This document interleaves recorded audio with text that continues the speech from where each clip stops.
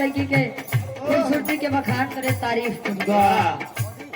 भोजपुरी दुनिया वालों ने गाया। वो लड़का कहे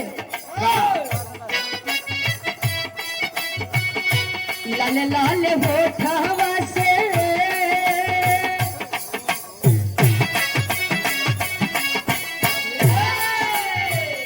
लाले लाले होठवा से छुएला ललैया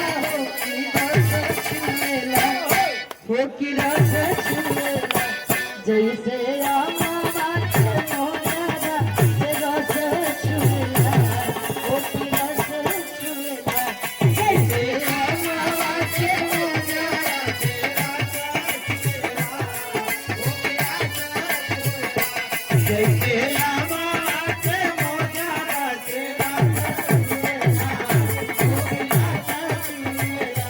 एक बात उलई क्या कोई प्यारे वाली पोतिया जे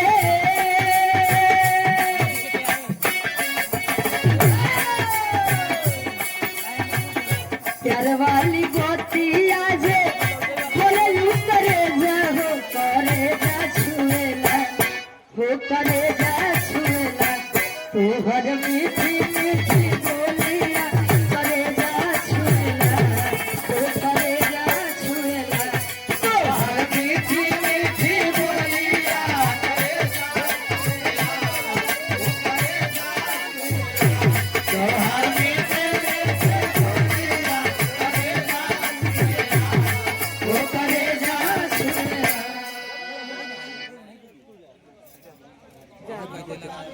अजना की पावन धरती से आप आदरणीय ई भैया लाइन में सब केहू लगा एकर नंबर कब आ जाए ई केहू नहीं देखे में। अब एक जी सोचे जाए कि हम ज्ञान बताओ तो हम हो जाए कब जाए भी नहीं देखे भाव कैसे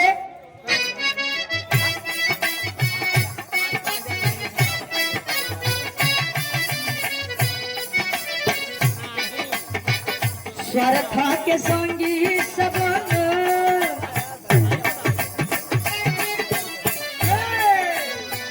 स्वार्था के संगी सब बट बेटा नतिया याद रखिया हो याद रखिया माटी हो जाई शरीरिया याद रखिया हो याद रखिया माटी हो जाई शरीरिया माटी हो जाई शरीरिया याद रखिया हो याद रखिया माटी हो जाई शरीरिया याद रखिया मटिए के दे भाई मटिए में मिल जाए। जीवन का दो ही अंदाज सकते हैं, पहला जन्म और दूसरा जन्म के बाद मृत्यु। अंतरा के पहले अंतर में कभी जीवन होता नहीं, दुनिया स्वार्थी दुनिया के बारे जिया पदेला एक लोट पनिया जिया पदेला एक लोट पनिया जिया पदेला एक लोट पनिया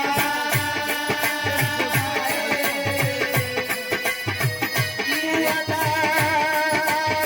गाड़ी देवा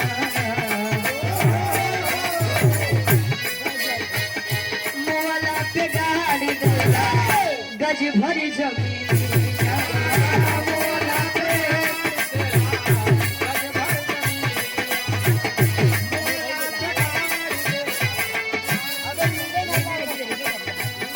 स्वार्था के संगी सब स्वार्था के संगी सब बट बेटा नतिया याद रखिया हो याद रखिया माटी हो जाई शरीरिया याद रखिया हो याद रखिया माटी हो जाई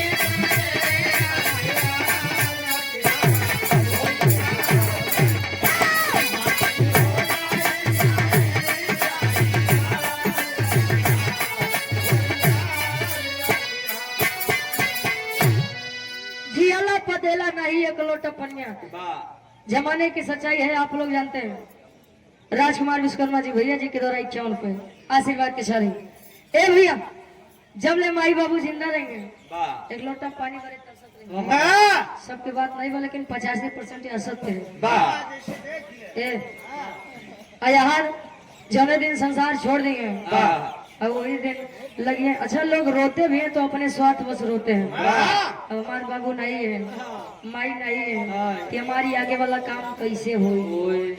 संसार में कोई किसी का नहीं है, चाहे माई हो, चाहे बाबू हो, चाहे मेहरारू हो, चाहे लड़किया हो, चाहे भाई हो, चाहे बड़े हो, सब अपने अपने स्वार्थ से जुड़े हुए।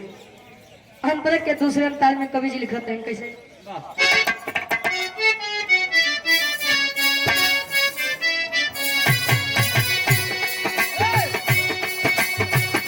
खाला कमाला बोला बोतिया, खाला कमाला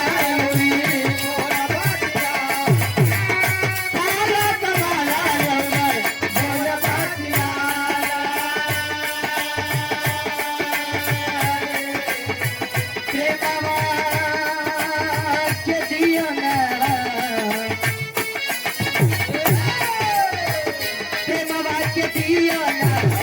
जगत में जरा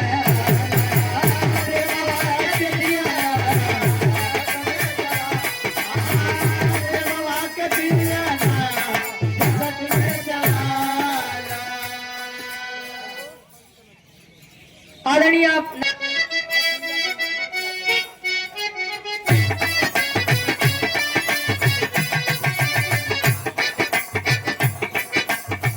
झूठी कोठी बंगला बाटे,